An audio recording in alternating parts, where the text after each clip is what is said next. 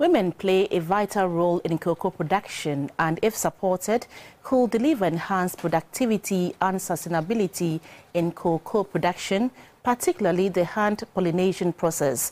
In the eastern region, this process, which helps to increase cocoa production, is largely dominated by women, but their efforts are rarely acknowledged.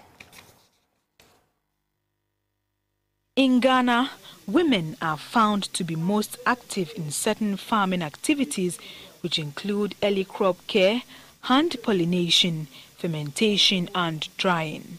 Within the cocoa industry, these activities, which mostly depend on unpaid family labor or low-wage and casual labor, are seen as critical for ensuring productivity and quality. Early plant care, particularly pruning young plants and hand pollination, are important for enhancing future yields. Drying and fermentation are critical to the final flavor of the cocoa beans that go into producing quality chocolate with a higher retail value. Yet in Ghana, there's little or no recognition of the contribution of women in cocoa production. The women are mostly not well remunerated compared to their male counterparts. With the introduction of strategies to promote gender equality in this sector, partners are calling for more support for women. The Cocoa Partnership, established by Cadbury in 2008, has included a gender focus in its support for local cocoa growing communities, and the Fair Trade Cooperative Kiapa Cocoa program has had a gender component since the late 1990s. Securing quality cocoa has increasingly become a challenge for brand name companies oriented towards expanding higher volume quality and high-end niche markets. There have been predictions from within the cocoa industry that demand might outstrip supply by 2020.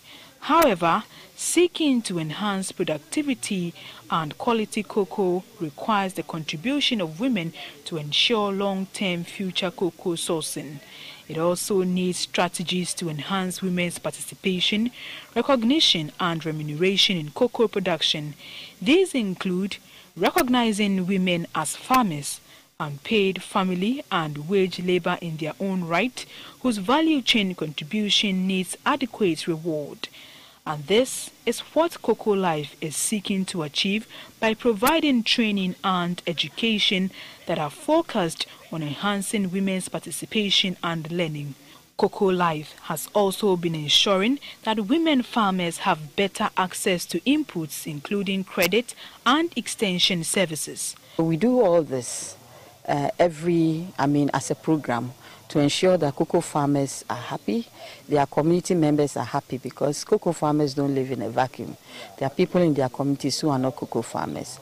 And it means that we have to do a lot, like community mobilization, training, looking at the gender issues, supporting women empowerment, addressing the protection of the child, looking at good environmental practices that will protect the community members, their river bodies, everything.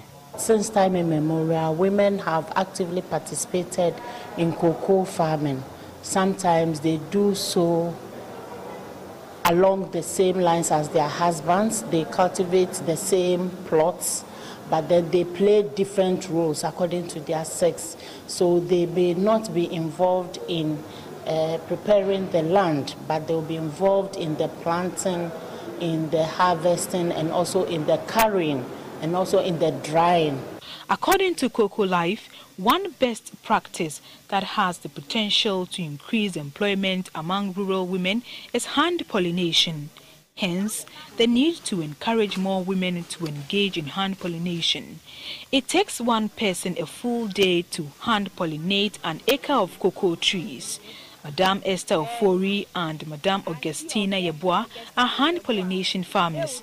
They are among 21 female and 2 male pollinators in a cocoa plantation at Bonso in the eastern region. According to them, they are able to pollinate over 6,000 cocoa flowers a month. It has helped me so much.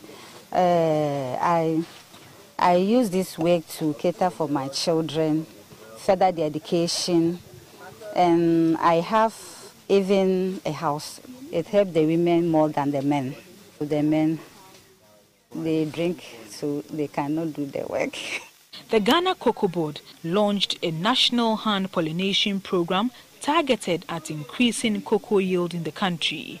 This is in line with Cocoa Life initiative to help increase yield from about 12 pods per tree to over 100 pods per tree.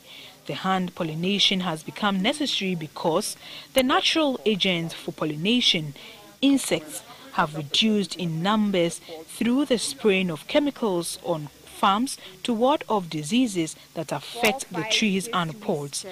During the hand pollination process, the pollen is taken from the flower on the same tree or nearby trees and attached to or dropped on the stigma, leading to cross-pollination.